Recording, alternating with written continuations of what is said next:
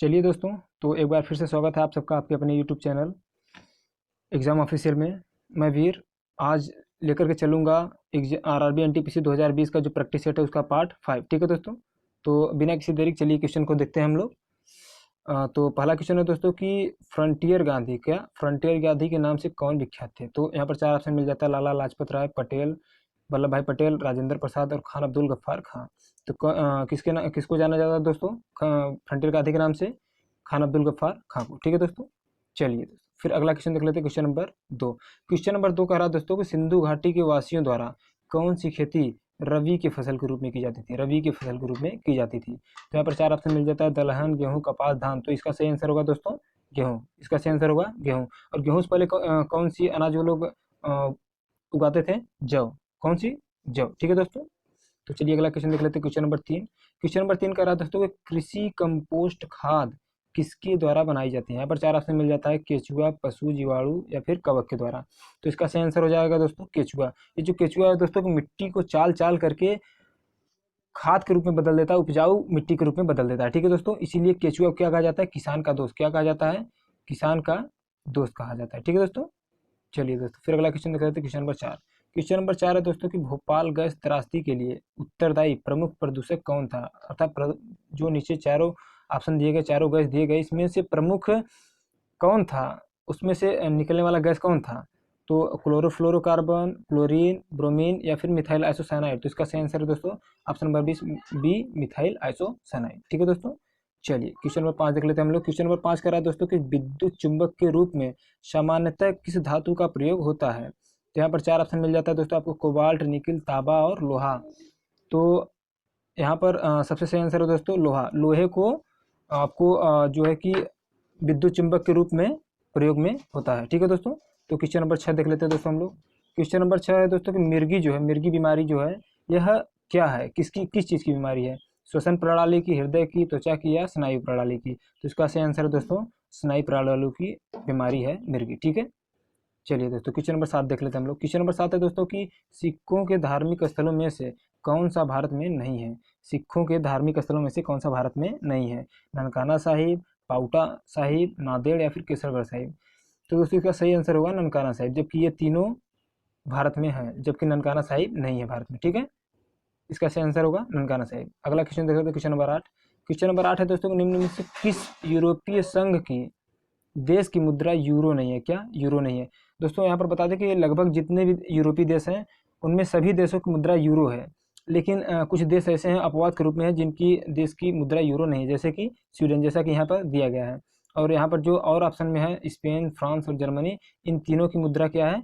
Euro. क्या है? Euro. ठीक है दोस्तों, अगला क्वेश्चन देख लेते हैं। क्वेश्चन नंबर 9 है दोस्तों कि आधुनिक हिंदी साहित्य का अग्रणी साहित्यकार कौन है? तो यहाँ पर चार ऑप्शन मिल जाता है, तो इसमें सबसे सही आंसर है दोस्तों भारतेंदु हरिश्चंद्र। कौन है दोस्तों? भारतेंदु हरिश्चंद्र। चलिए दोस्तों फिर अगला क्वेश्चन देख लेते हैं। अगला क्वेश्चन है दोस्तों कि सॉरी क्वेश्चन नंबर 10 है, करा की यक्ष किरणें जो है किस प्रकार की तरंगे हैं? प्रत्यास्थ तरंगे हैं या फिर अनुप्रस्थ तरंगे या फिर विद्युत चुम्बकीय तरंगे या फिर अनुदैर्घ्य तरंगे हैं? तो इसका सही आंसर होगा दोस्तों ऑप्शन नंबर सी। कौन सा? विद्युत चुम्बकीय तरंगे। यक्ष किरणें विद्युत चुम्बकीय तरंगे हैं। चलिए दोस्तों अगला क्वेश्चन देख लेते हैं। क्वेश्चन नंबर 11 कह रहा है दोस्तों कि निम्न में से कौन सी भाषा भारतीय संविधान की 8वीं अनुसूची में शामिल नहीं है? तो यहाँ पर चार ऑप्शन है: संस्कृत, अंग्रेजी, सिंधी, नेपाली। जो भारतीय संविधान की 8वीं अनुसूची है उसमें संस्कृत, सिंधी, नेपाली शामिल है, जबकि अंग्रेजी भाषा शामिल नहीं है। ठीक है दोस्तों, और कभी कभी पूछता है कि भारतीय संविधान की 8वीं अनुसूची में कितने भाषा शामिल किए गए? तो कितने शामिल किए गए दोस्तों? 22। कितने? 22। ठीक है, चलिए तो अगला क्वेश्चन देख लेते हैं। क्वेश्चन नंबर 12 कह रहा है दोस्तों कि वे दो वंशज कौन थे जिन्होंने खिलजी शासकों से तत्काल पहले और बाद में शासन किया था? पर चार ऑप्शन है: सैयद वंश तथा लोधी वंश, गुलाम वंश तथा तुगलक वंश, तुगलक वंश तथा लोधी वंश या फिर गुलाम वंश तथा लोधी वंश। तो यहाँ पर सबसे सही आंसर होगा दोस्तों गुलाम वंश तथा तुगलक वंश। तो ये जो गुलाम वंश है, गुलाम वंश खिलजी वंश के पहले शासन किया था तथा तुगलक व खिलजी वंश के बाद। ठीक है, गुलाम वंश का संस्थापक कभी कभी पूछ देता है, तो इसका कौन सा संस्थापक? कुतुबुद्दीन ऐबक। कौन? कुतुबुद्दीन ऐबक। तो क्वेश्चन नंबर 13 देख लेते हैं दोस्तों हम लोग। क्वेश्चन नंबर 13 करा कि निम्नलिखित में से कौन या फिर किसने 1857 की क्रांति में भाग नहीं लिया था? तो यहाँ पर चार ऑप्शन है: तात्या टोपे, लक्ष्मीबाई, टीपू सुल्तान या फिर नाना साहेब। तो यहाँ पर सबसे सही आंसर है दोस्तों टीपू सुल्तान, क्योंकि जो टीपू सुल्तान थे, ये 1857 की क्रांति से बहुत पहले ही वीरगति को प्राप्त हो चुके थे। ठीक है दोस्तों, क्वेश्चन नंबर 14 देख लेते हैं। क्वेश्चन नंबर 14 क्या करा दोस्तों कि निम्न में से कौन सी नदी भूमध्य रेखा, किसको भूमध्य रेखा कितनी बार, 2 बार काटती है, भूमध्य रेखा को 2 बार काटती है? नाइजर नदी, नील नदी, अमेजन नदी या कांगो नदी? तो यहाँ पर सही, सबसे सही आंसर होगा दोस्तों कांगो नदी। क्या होगा? कांगो नदी। कांगो नदी जो है भूमध्य रेखा को 2 बार काटती है। ठीक है दोस्तों, तो फिर चलिए अगला क्वेश्चन देख लेते हैं, क्वेश्चन नंबर 15। क्वेश्चन नंबर 15 कह रहा है दोस्तों कि प्रार्थना समाज के संस्थापक कौन थे? प्रार्थना समाज के संस्थापक कौन थे? 4 ऑप्शन मिल जाता है, रामकृष्ण परमहंस, दयानंद सरस्वती, विवेकानंद या फिर आत्माराम पांडुरंग। तो कौन है दोस्तों? आत्माराम पांडुरंग। ठीक है, आत्माराम पांडुरंग। चलिए दोस्तों, फिर अगला क्वेश्चन देख लेते हैं, क्वेश्चन नंबर 16। क्वेश्चन नंबर 16 दोस्तों, गुणसूत्र जो होते हैं, मनुष्य के गुणसूत्र जो होते हैं किससे मिलकर बनते हैं? डीएनए से, प्रोटीन से, आरएनए से या फिर डीएनए प्लस प्रोटीन दोनों से मिलकर के? तो इसका सही आंसर होगा डीएनए प्लस प्रोटीन से मिलकर के गुणसूत्र बनते हैं। ठीक है दोस्तों, चलिए फिर क्वेश्चन नंबर 17 देख लेते हैं हम लोग। क्वेश्चन नंबर 17 दोस्तों कि निम्न में से कौन सा तत्व रक्त में नहीं पाया जाता है? कौन सा तत्व रक्त में नहीं पाया जाता? तो यहाँ पर 4 ऑप्शन है, मैग्नीशियम, तांबा, क्रोमियम और लोहा। ये मैग्नीशियम, क्रोमियम और लोहा ये सभी तत्व रक्त में पाए जाते हैं, जबकि तांबा नहीं पाया जाता है। ठीक है दोस्तों, तांबा की मात्रा नहीं पाई जाती है रक्त में। तो अगला क्वेश्चन देख लेते हैं, क्वेश्चन नंबर 18 दोस्तों कि गोबर गैस का प्रमुख अवयव क्या है? या फिर प्रमुख गैस क्या है? प्रोपेन है या फिर क्लोरीन है या फिर एथेन या फिर मेथेन है? तो सही उत्तर क्या है दोस्तों? गोबर गैस का प्रमुख अवयव मेथेन है। ठीक है दोस्तों, चलिए दोस्तों फिर अगला क्वेश्चन देख लेते, क्वेश्चन नंबर 19। क्वेश्चन नंबर 19 कर रहा है दोस्तों कि महाराष्ट्र में सत्यशोधक समाज के संस्थापक कौन थे? सत्यशोधक समाज के संस्थापक कौन थे? 4 ऑप्शन है, गोपाल बाबा, पांडुरंग, अम्बेडकर या ज्योतिबा फुले। तो कौन थे दोस्तों? ज्योतिबा फुले। ठीक है दोस्तों, ज्योतिबा फुले। चलिए दोस्तों अगला क्वेश्चन है कि एशिया की सबसे बड़ी नदी कौन है? इंडस नदी है, हुआंगहो है या फिर गंगा नदी या फिर यांगत्सी नदी है? तो कौन दोस्तों?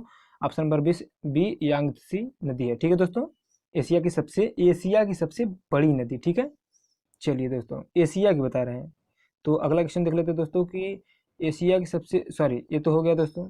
अगला क्वेश्चन हम लोग देख लेते हैं, क्वेश्चन नंबर 21। क्वेश्चन नंबर 21 कह रहा है दोस्तों कि ग्रहण के दौरान पड़ने वाली छाया का सबसे काला भाग क्या कहलाता है?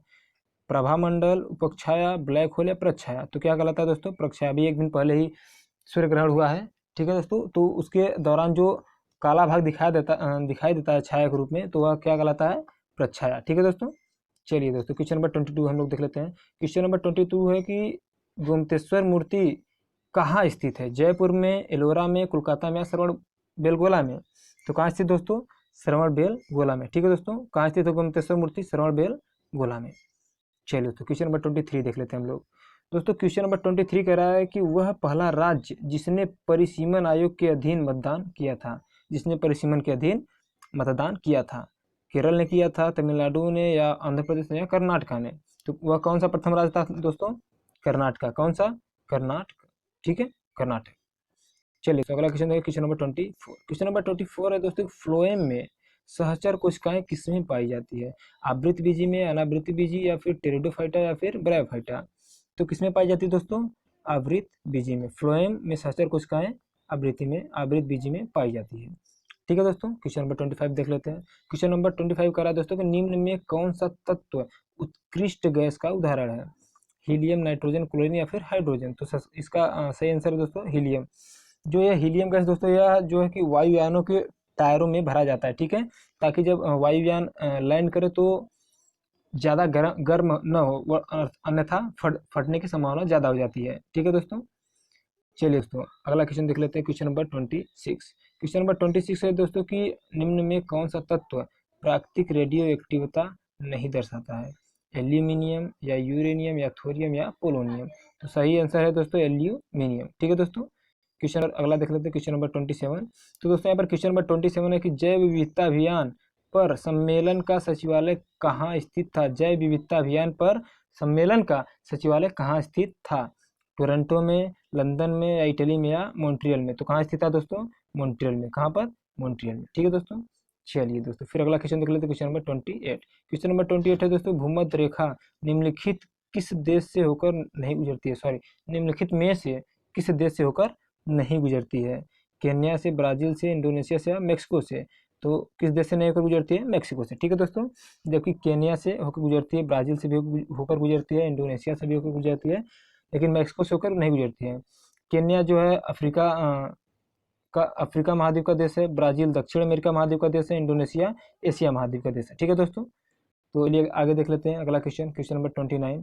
क्वेश्चन नंबर 29 है दोस्तों कि अधिकांश भूपर्पटी अर्थात जो धरती का ऊपरी भाग है किस सेल से बनी है, किस प्रकार के सेल से बनी है। सेल, सेल नहीं है दोस्तों, यहाँ पर सेल होगा, सेल अर्थात चट्टान। ठीक है, किस प्रकार के सेलों से बनी है अर्थात किस प्रकार के चट्टानों से बनी है जो ऊपर की भूपर्पटी है। तो किससे बनी है दोस्तों, आग्नेय प्रकार, आग्नेय सेलों से। किससे, आग्नेय सेलों से। ठीक है दोस्तों, यहाँ पर 4 ऑप्शन मिलता है, अवसादी, कार्बोनेट, क्रांतित और आग्नेय। तो किससे, आग्नेय से।